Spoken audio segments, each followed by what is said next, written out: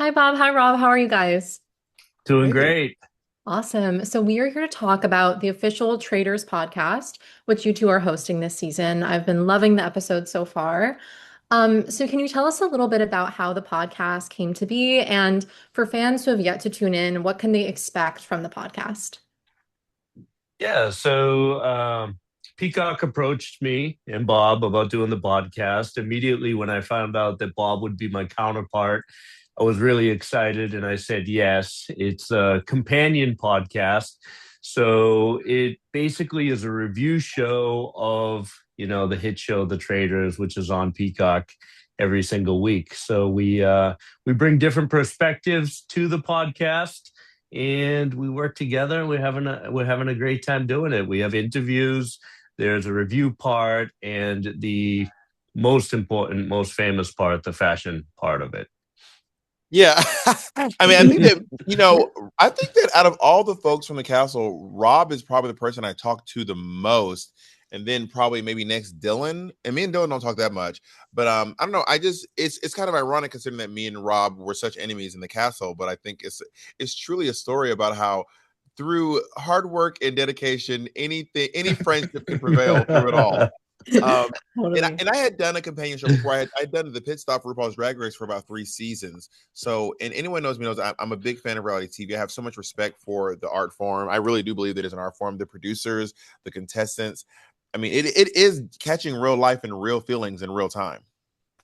Yeah, totally. I think it like makes total sense, you two hosting it together. You both bring different expertise and it's such a great pairing and so fun to watch.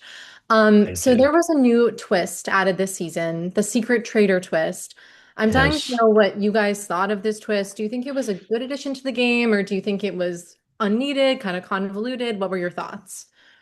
So initially, I was excited about, the idea of, this secret trader. And I was wondering, they introduced a new element. I think for any show to survive in the long term, it has to evolve. So I can see the producers trying to do something, introduce a new element to make it more complicated, to keep the contestants on their toes. I don't think it worked out as well as they intended it to. I think like maybe they were a little short-sighted in the fact that this particular role would have to work alone. And I think that's where they fell short. Having the actual traders, make the short list and having the secret trader do the murder, I think would have been a twist on it that might have worked a little better.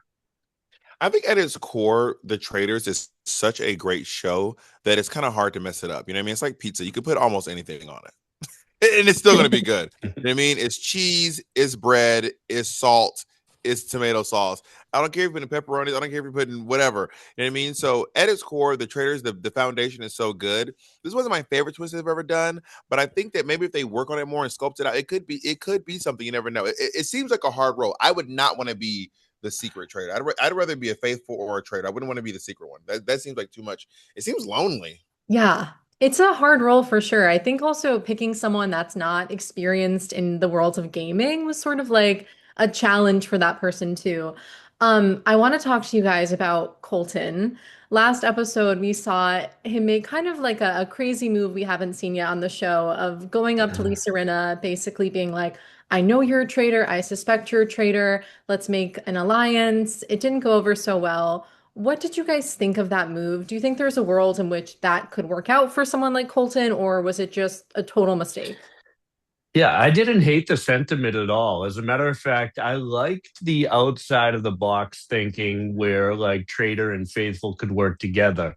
The problem, I think, was in the execution.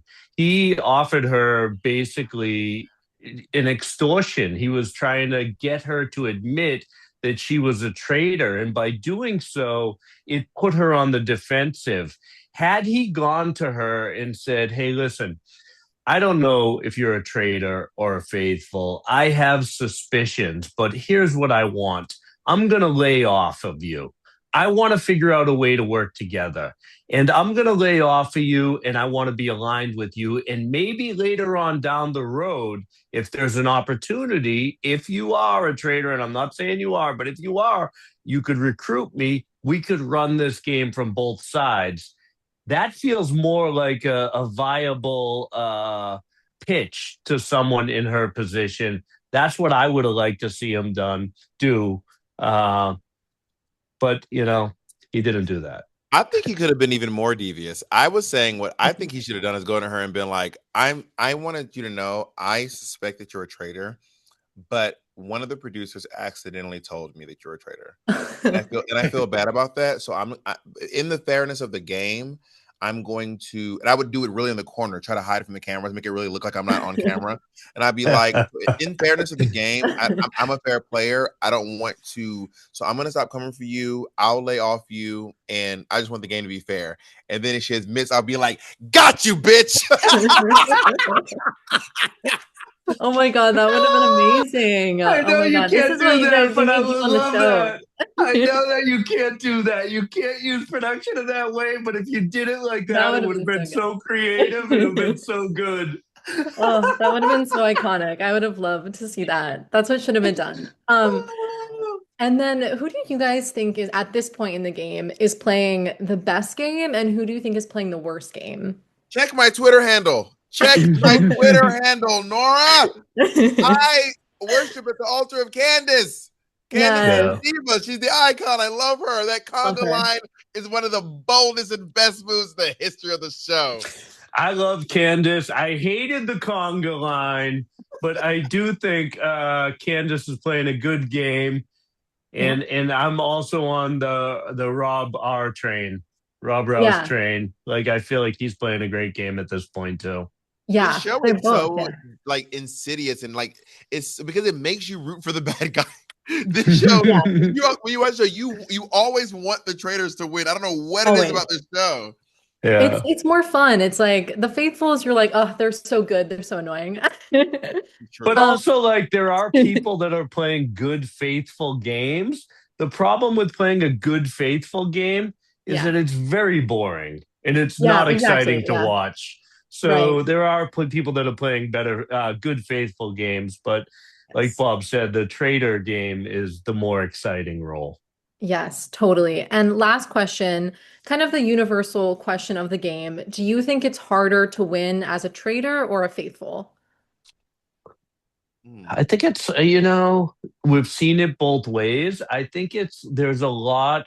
What you have to understand about this game is there is a lot you cannot control. There's a lot that's left up to variance and chance. So, depending on the particular season, it really like from the outset, the trader role has an advantage.